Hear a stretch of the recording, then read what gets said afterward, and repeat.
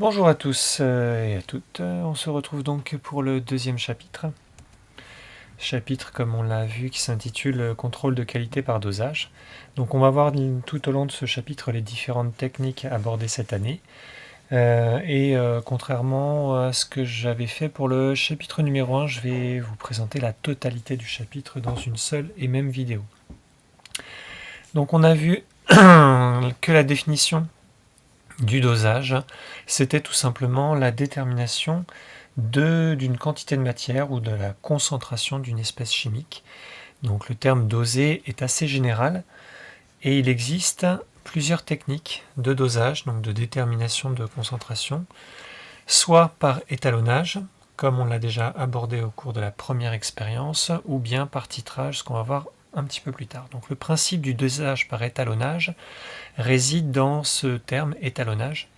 Et concrètement, l'étalonnage, c'est tout simplement un principe de comparaison.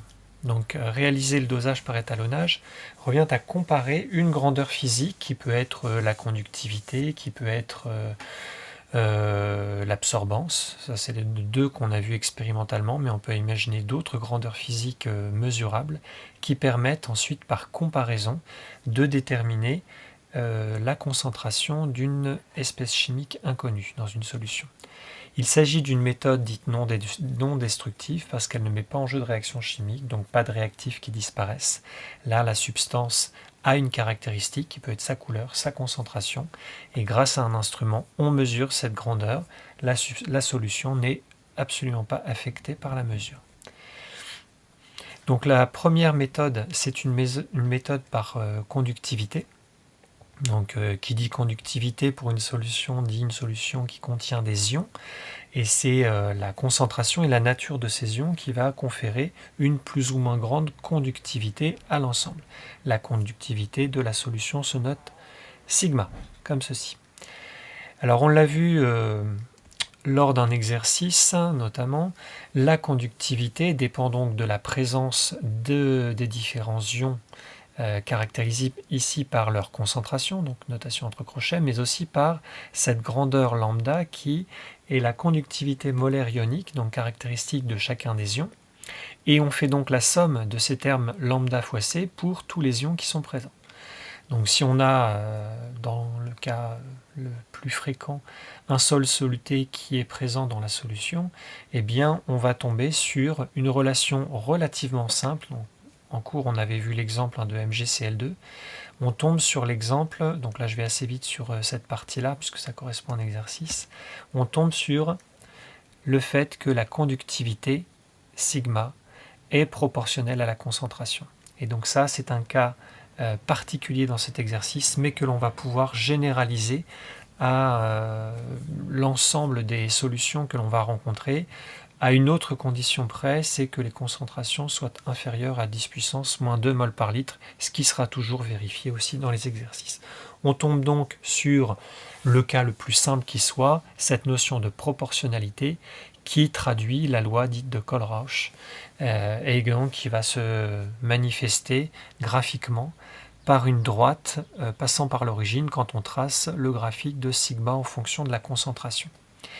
Donc, le principe de l'étalonnage, il est relativement simple. Il consiste à partir de solutions connues, de faire des mesures de conductivité. Quand je dis des solutions connues, c'est des solutions dont on connaît la concentration. Donc pour chacune de ces solutions, on a mesuré une valeur de conductivité. Chacune de ces solutions nous donne donc un point. L'ensemble de ces points forme une droite. On obtient après modélisation donc une droite passant par l'origine, qui vérifie bien la loi qu'on a citée ici. Et donc cette droite, dite droite d'étalonnage, va ensuite être utilisée pour déterminer la concentration inconnue. Donc on a à notre disposition une solution dont on ne connaît pas la concentration. Qu'est-ce qu'on est capable de faire avec cette solution-là? Eh bien, c'est de mesurer sa conductivité, et ensuite on se reporte sur le graphique pour déterminer la concentration inconnue. Autre possibilité, c'est d'utiliser la loi mathématique, l'équation de la droite. Je mesure la conductivité, donc je connais la conductivité. Grâce à la courbe qui est ici, la droite qui est ici, j'ai déterminé le coefficient de proportionnalité, la coefficient K qui est ici, et donc mathématiquement je peux aussi retrouver la concentration C. Donc voilà le principe, hein. C'est ce que je viens d'expliquer, qui est repris là ici dans cette phrase-là. Donc voilà pour la technique de dosage par étalonnage par conductivité, et sur le même modèle, exactement le même, eh bien on peut avoir un dosage par étalonnage par absorbance, par mesure d'absorbance. Donc on va de la même manière mesurer des absorbances de solutions connues. On constate que l'absorbance est proportionnelle à la concentration. La loi, elle est connue depuis l'année dernière, il s'agit de la loi de Beer-Lambert. Donc cette loi de Beer-Lambert nous montre bien une proportionnalité entre l'absorbance et la concentration, ce qui graphiquement va encore se traduire par une droite passant par l'origine. Donc cette droite est obtenue grâce à des solutions étalons, hein, exactement pareil. On a maintenant l'ambition de déterminer la concentration d'une solution inconnue. Eh bien, on va mesurer l'absorbance de cette solution inconnue. On va utiliser le graphique afin de déterminer la concentration. Donc c'est exactement le même principe. La seule chose qui change, c'est que ici c'est de l'absorbance pour des solutions colorées par exemple, et on va choisir la technique de conductivité lorsqu'on a affaire à une solution ionique. Donc voilà le principe du dosage par étalonnage. La deuxième partie maintenant de ce chapitre consiste à aborder une autre technique, c'est le dosage par titrage direct. Alors le principe est différent de tout à l'heure. Réaliser un dosage par titrage consiste à faire réagir l'espèce chimique inconnue, celle dont on cherche à déterminer la concentration. Ce réactif sera appelé le réactif titré. Eh bien, on va le faire réagir avec une autre espèce chimique, mais celle-là, on en connaît la concentration. On appellera ce réactif le réactif titrant. Donc le titré, c'est celui qu'on veut déterminer, dont on ne connaît pas la concentration, et le titrant, c'est celui qu'on utilise pour titrer. La réaction qui fait réagir donc, le réactif titrant et le réactif titré doit avoir trois caractéristiques, alors deux principales, c'est qu'elle doit être totale, absolument, sinon évidemment on va avoir du mal à exploiter l'équation et le titrage. Elle doit être rapide aussi, et elle doit être unique, c'est-à-dire, alors j'ai pas mis l'adjectif unique, mais c'est aussi un qu'on peut rajouter. Le réactif titrant et le réactif titré doivent réagir, il ne doit pas y avoir d'autres réactions parasites qui viendraient se superposer à cette réaction principale. Donc total, rapide, et on peut rajouter unique comme troisième réactif caractéristique comme troisième adjectif, oui, qui caractérise la réaction. Cette méthode, contrairement à la technique de dosage par étalonnage, c'est une méthode destructive parce qu'évidemment on fait réagir l'espèce chimique étudiée et donc au cours de cette réaction, l'espèce disparaît. Mais bon, c'est pas un problème en soi. Le matériel, le montage, le principal que l'on va rencontrer pour un dosage par titrage, le voici. Donc vous y retrouvez une burette graduée dans laquelle on va introduire l'un des réactifs. La plupart du temps, il s'agit du réactif titrant qui sera présent dans la burette. Dans le bécher, vous allez y placer l'autre solution, celle-là la solution inconnue, encore en général, donc le réactif titré. Il faut savoir légender donc ce montage. On y retrouve donc la burette graduée, comme je vous ai dit, la solution de concentration connue, donc réactif titrant, solution B par exemple, un barreau aimanté qui permet une bonne agitation de l'ensemble lorsqu'on introduit le réactif titrant, la solution A de concentration à déterminer, donc le réactif titré, un agitateur magnétique. Voilà pour la légende de ce schéma. La réaction va se poursuivre, va avoir lieu entre les deux réactifs jusqu'à ce que l'un des réactifs ait complètement disparu. Ce moment bien particulier porte un nom dans un titrage, il s'agit de l'équivalence. Alors concrètement, au départ, l'un des réactifs dans le bécher est présent, l'autre est présent dans la burette, et on va introduire petit à petit le réactif qui est présent dans la burette. Au début, ce réactif qui était dans la burette est en quantité inférieure, donc c'est lui qui est le réactif limitant, mais plus on en rajoute, plus la réaction donc, a lieu, et à un moment donné, on aura fait réagir la totalité du réactif qui était présent dans le bécher. Et si on continue à rajouter du réactif qui est présent dans la burette, eh bien, on va avoir maintenant le réactif qui au départ était le réactif limitant qui va devenir le réactif en excès. Autrement dit, on a un changement de réactif limitant. Et exactement au moment donné où il y a ce changement de réactif limitant, eh bien on est pile dans les bonnes proportions, dans les proportions stoichiométriques, c'est-à-dire qu'on a introduit exactement ce qu'il fallait du réactif B pour faire réagir la totalité du réactif A. Donc si on regarde un exemple d'équation avec des réactifs A et B qui donnent des produits C et D, avec des quantités de départ, donc quantité de départ du réactif A, quantité de départ du réactif B, enfin là c'est la quantité de départ du réactif A présent dans le bécher, et là c'est la quantité du réactif B à l'équivalence, qu'on a introduit donc au moment où on atteint l'équivalence, eh bien la relation qui existe entre les quantités de matière des deux réactifs lorsqu'on est à l'équivalence est donnée ici. La quantité du réactif A divisée par son coefficient stoichiométrique est égale à la quantité du réactif B introduite donc à l'équivalence, divisée par son coefficient stoichiométrique. Alors le cas le plus simple évidemment c'est quand les deux coefficients A et B sont égaux à 1, donc là on a la quantité de A qui est égale à la quantité de B, mais ça n'est pas toujours le cas. Ce sera souvent le cas, mais pas toujours le cas. Alors si on revient au point de départ qui était que le dosage c'était une détermination de concentration, alors ça peut être aussi une détermination de quantité de matière, mais parfois on va vous demander de déterminer la concentration d'une substance inconnue. Et bien pour arriver donc à une valeur de concentration, sachant que là j'ai une égalité de quantité de matière, eh bien on n'oublie pas la formule N égale C fois V, et donc dans ce cas précis, on va aboutir à cette égalité. La quantité de matière du réactif A est donnée par la relation Ca fois Va.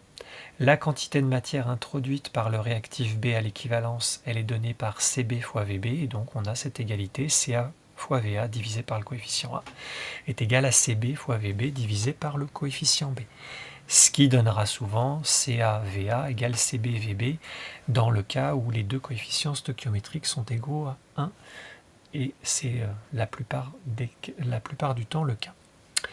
Donc l'équivalence, c'est vraiment un moment que l'on va chercher à déterminer par une méthode ou par une autre, mais c'est celui-là qui est fondamental à repérer puisqu'il nous permettra d'accéder à la concentration inconnue du réactif.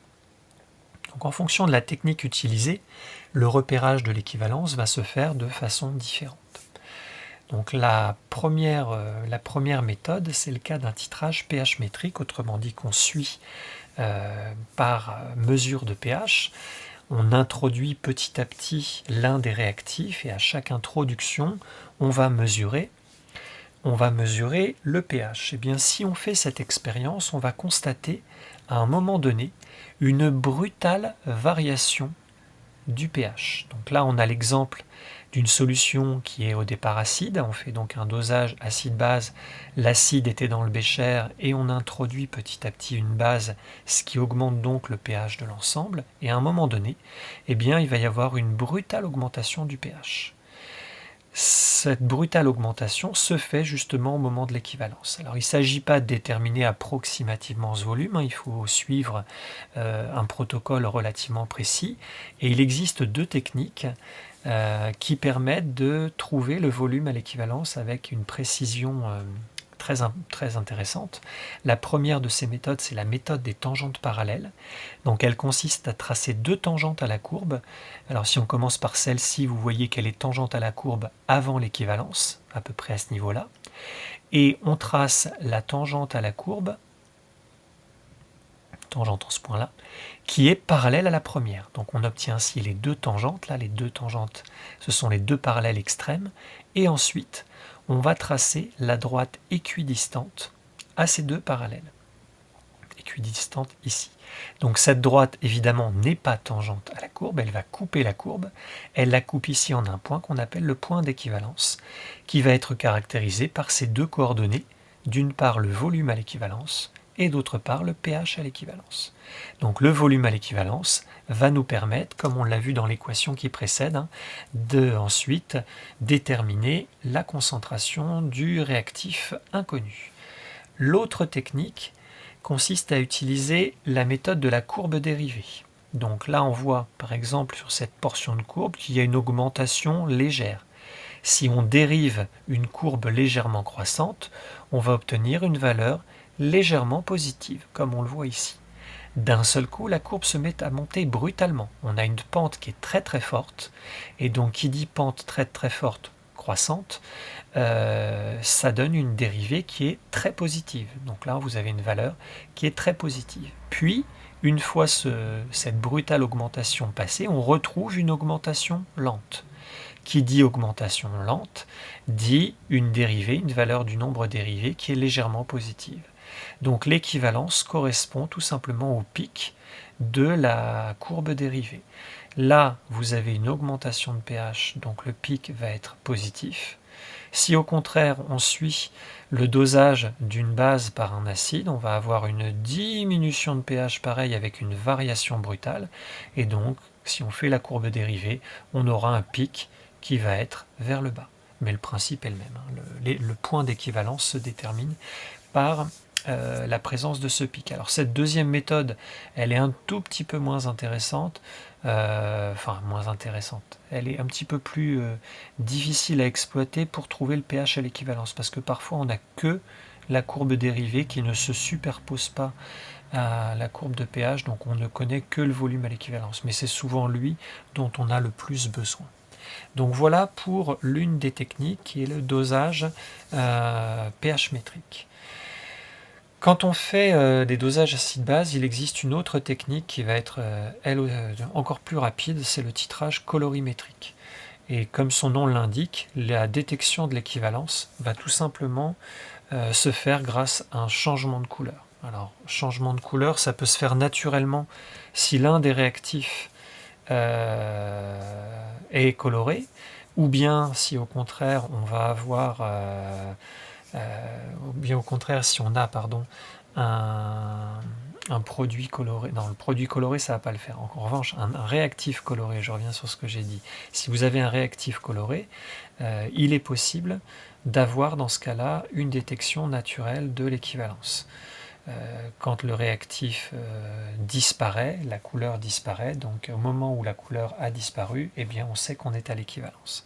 Si au contraire, vous avez deux réactifs qui sont incolores, ça arrive assez souvent lors des dosages acide-base, eh bien il va falloir artificiellement rajouter une substance qu'on appelle un indicateur coloré.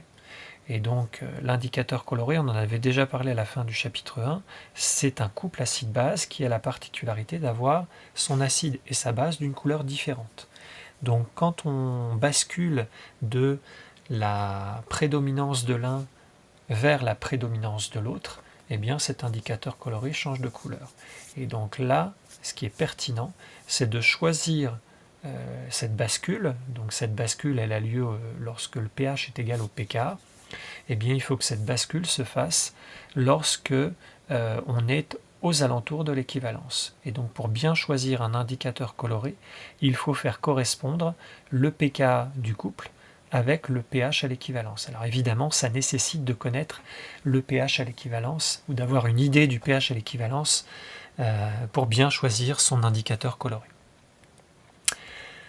Enfin, troisième et dernière technique, il s'agit du titrage conductimétrique. Alors le titrage conductimétrique, je me rends compte que j'ai oublié de faire des animations, on va se débrouiller sans. Le titrage conductimétrique consiste à suivre une réaction dans laquelle des ions interviennent. pour que soit il y ait une augmentation, soit il y ait une diminution, et dans ce cas-là, vous avez une variation de conductivité qui va pouvoir être suivie au cours de ce titrage et ainsi permettre de déterminer le point d'équivalence et ainsi la concentration puisque c'est l'objectif du titrage. Un exemple classique de titrage conductimétrique met en jeu les ions chlorure, les ions argent pour former du chlorure d'argent qui est un solide donc électriquement neutre. Donc les deux réactifs sont des ions et on va voir un petit peu comment se comporte globalement la conductivité au cours de ce titrage. Donc pour cela, il faut toujours faire l'inventaire des ions qui sont présents avant et qui sont présents après l'équivalence. Donc dans le cas qui nous intéresse, on va imaginer que ce sont les ions chlorure pour que ça colle avec l'expérience que vous allez réaliser. Les ions chlorure sont les ions dont on veut déterminer la concentration et seront donc présents dans le bécher. Alors bien évidemment, ils ne sont pas tout seuls présents dans le bécher, puisqu'une solution est toujours électriquement neutre. Je m'intéresse aux ions chlorure qui sont présents ici, mais ils sont accompagnés forcément d'autres ions. De la même manière, les ions argent, réactifs titrants, vont être présents dans la burette, mais ne vont pas être présents tout seuls. Ils vont être accompagnés d'autres ions, de manière à ce que la solution soit électriquement neutre. Donc en l'occurrence, dans la burette, il y a une solution de nitrate d'argent. Donc avec les ions argent qui vont réagir, il y a des ions nitrates qui vont avoir un rôle d'ions spectateurs, qui sont présents, mais qui ne vont pas intervenir dans la réaction support du titrage. Et comme je vous l'ai dit, donc, il y a aussi d'autres ions qui accompagnent les ions chlorure et qui sont présents donc dans le bécher. Alors comment évolue la concentration de ces différents ions au cours du temps? Les ions argent, au départ, eux, ils sont dans la burette. Ça veut dire qu'il n'y en a pas dans le bécher. Donc, à l'instant t égale 0, où on commence le titrage, il n'y a pas du tout d'ion argent dans la solution. Je commence à en introduire. Ces ions argent vont rencontrer des ions chlorure. Et donc, puisqu'ils rencontrent des ions chlorure, ils réagissent, ils disparaissent. Donc, tant qu'il y a des ions chlorure, les ions argent ne vont pas du tout s'accumuler dans la solution. Et donc, qu'est-ce qu'on va obtenir? Je reviens en arrière. Qu'est-ce qu'on va avoir avant l'équivalence concernant les ions argent? Eh bien, c'est qu'il n'y en a pas du tout. Donc là, il y a un 0. Hop, vous l'avez sur votre cours. Mon diaporama est à améliorer. Voilà, là, il y a un petit 0. Que se passe-t-il après l'équivalence? Eh bien, une fois qu'on a atteint le point d'équivalence, ça veut dire qu'on a fait réagir la totalité des ions chlorure qui étaient présents ici. Je continue à introduire des ions argent. Ces ions argent ne trouvent plus d'ions chlorure avec qui réagir. Ils vont donc s'accumuler dans la solution. Et donc vous allez avoir une augmentation, donc flèche vers le haut, une augmentation de la concentration du nombre d'ions argent en solution. Concernant les ions chlorure, donc les ions chlorure, eux, sont présents selon une certaine quantité au départ. Et dès qu'on commence le titrage, eh bien, ces ions chlorure se mettent à réagir avec les ions argent. Donc tout naturellement, la concentration, la quantité des ions chlorure va diminuer au cours de cette première phase, jusqu'au moment où il n'y en a plus. Et quand il n'y en a plus, on a beau continuer à rajouter des ions argent et des ions nitrates, c'est pas ça qui fait réapparaître des ions chlorure. Donc quand il n'y en a plus, il n'y en a plus. Donc là, après l'équivalence, on est à 0 concernant les ions chlorure. Les ions nitrates. Les ions nitrates, ce sont les ions qui accompagnent les ions argent dans cette solution de nitrate d'argent. Ce ne sont pas des réactifs, on est sur des ions spectateurs. Donc quand j'introduis de la solution de nitrate d'argent, avec les ions argent, les ions nitrates arrivent en solution. Ils arrivent en solution et ils ne réagissent pas. Il y en a donc de plus en plus, donc la concentration des ions nitrates augmente avant l'équivalence. Et après l'équivalence, elle augmente aussi puisqu'on continue à en rajouter et ils ne réagissent pas. Donc la concentration des ions nitrates augmente tout le temps, avant et après l'équivalence. Concernant les ions spectateurs, c'est-à-dire les ions spectateurs qui étaient présents au départ dans la solution, eux, ils sont déjà là et ils ne réagissent pas. Donc que peut-on dire de leur concentration? C'est qu'elle ne change pas à une condition, c'est quand même qu'on ait au départ un volume suffisamment important de solution, parce qu'on introduit quand même là de la solution titrante, ce qui modifie le volume total. Donc la quantité des ions spectateurs, la quantité de matière des ions spectateurs, elle ne change rigoureusement pas, mais le volume de la solution augmente un peu. Donc qui dit quantité constante, volume qui augmente, ça veut dire une concentration qui baisse. Donc pour éviter que cette baisse soit sensible et affecte le résultat, on part d'un volume initial très important, ce qui fait que l'effet de dilution apporté par la solution titrante va être relativement négligeable. Alors qu'est-ce que ça nous donne en termes de conductivité, d'après la loi de Colroche qu'on a vue tout à l'heure? La conductivité que je mesure donc directement dans le bécher ici dépend des ions argent, dépend des ions chlorure, dépend des ions nitrate et dépend des ions spectateurs. On a donc 4 termes qui s'additionnent. Alors ce terme-là, je l'ai globalisé, les ions spectateurs. On a vu que la concentration était constante, donc puisque la concentration est constante concernant ces ions, la conductivité due à ces ions spectateurs, elle va être complètement constante. Donc finalement, c'est pas ça qui va avoir un impact sur le résultat que l'on va suivre. Si je me place avant l'équivalence, donc on a dit qu'avant l'équivalence, il n'y a pas d'ion argent, il n'y a que des ions chlorure, des ions nitrate et les ions spectateurs. Donc la conductivité totale dépend de ces 3 conductivités-là. Or, les ions chlorure ont une concentration qui diminue, les ions nitrates ont une concentration qui augmente, donc ça veut dire que la conductivité due aux ions chlorure baisse, la conductivité due aux ions nitrates augmente, et la conductivité due aux ions spectateurs est constante. Une diminution, une augmentation et une constance, si j'additionne les 3, eh ben, on ne sait pas trop ce que ça fait. Tout dépend si ça l'emporte sur ça, si la diminution l'emporte sur l'augmentation, ou inversement. Et c'est là où entrent en jeu les conductivités molaires ioniques. Parce que tous les ions n'ont pas la même capacité à conduire le courant, certains conduisent mieux que d'autres. Eh bien, en l'occurrence, il se trouve que les ions chlorure sont de meilleurs conducteurs que les ions nitrates. Donc là, vous avez une diminution, un ion chlorure disparaît, et quand un ion chlorure disparaît, il apparaît en solution. Alors quand je dis apparaît, c'est pas de la magie, hein. En fait, quand un ion chlorure disparaît, c'est qu'on a introduit un ion argent. Et sauf que l'ion argent, il est toujours accompagné d'un ion nitrate. Donc quand on introduit un ion argent et un ion nitrate en solution, l'ion argent réagit avec l'ion chlorure, donc il y a un ion chlorure qui disparaît, et en contrepartie, il y a un ion nitrate qui a été apporté. Donc les ions chlorure vont être remplacés en même proportion par les ions nitrates, sauf que les ions chlorure sont de meilleurs conducteurs que les ions nitrates. Donc globalement, la diminution l'emporte sur l'augmentation, et si je fais la somme de tout ça, eh bien on a une conductivité qui diminue. Après l'équivalence, les choses sont plus simples. Nous n'avons plus d'ions chlorure, donc on a des ions argent dont la concentration va augmenter, et il y a des ions nitrates dont la concentration va augmenter. Donc une augmentation plus une augmentation, ça ne peut faire qu'une augmentation. Donc si on regarde à quoi ressemble le graphique au cours d'un titrage conductimétrique, quoi qu'il arrive, après l'équivalence, on a toujours une augmentation. Avant l'équivalence, les choses sont plus complexes.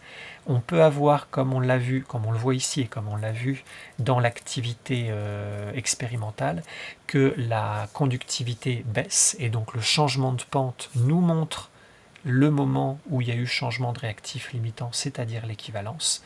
Mais on peut très bien avoir aussi une augmentation avant l'équivalence, une augmentation qui sera, quoi qu'il arrive, suivie d'une augmentation plus forte après l'équivalence. Donc il y a aussi un changement de pente, mais ce n'est pas toujours diminution puis augmentation, ça peut être augmentation puis augmentation plus forte, quoi qu'il arrive. Et donc, dans quelles conditions, je reviens un petit peu en arrière, dans quelles conditions on aurait augmentation avant l'équivalence?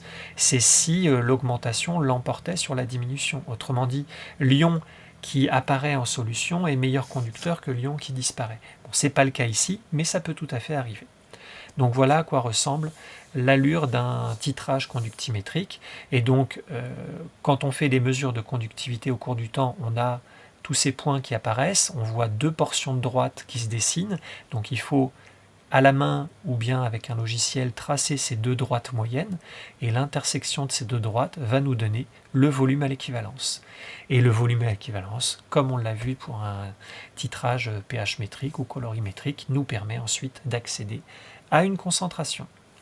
Voilà pour ce chapitre numéro 2. À très bientôt pour la suite et donc pour le chapitre numéro 3.